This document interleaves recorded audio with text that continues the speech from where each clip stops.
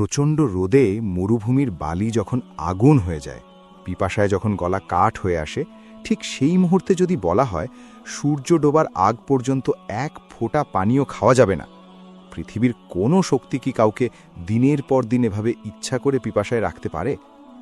অথচ আজ থেকে 1400 বছর আগে ঠিক এমনটাই ঘটেছিল।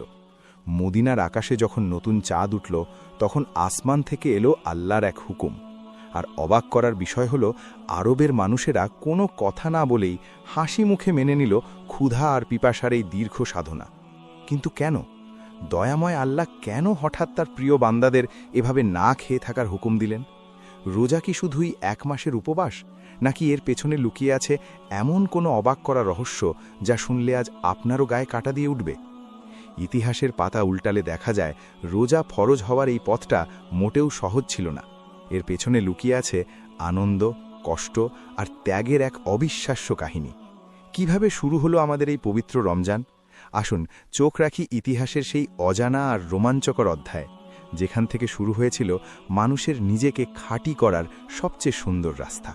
সময়টা ছিল অন্ধকারের যুগ। সেই সময় আরবের মানুষের কোনো নিয়মনীতি ছিল না। চারদিকে শুধু অন্যায়, অবিচার আর মারামারি। মানুষের মনগুলো হয়ে পড়েছিল মক্কার ওই পাথরগুলোর মতোই শক্ত। তারা ভুলে গিয়েছিল তাদের আল্লাহকে।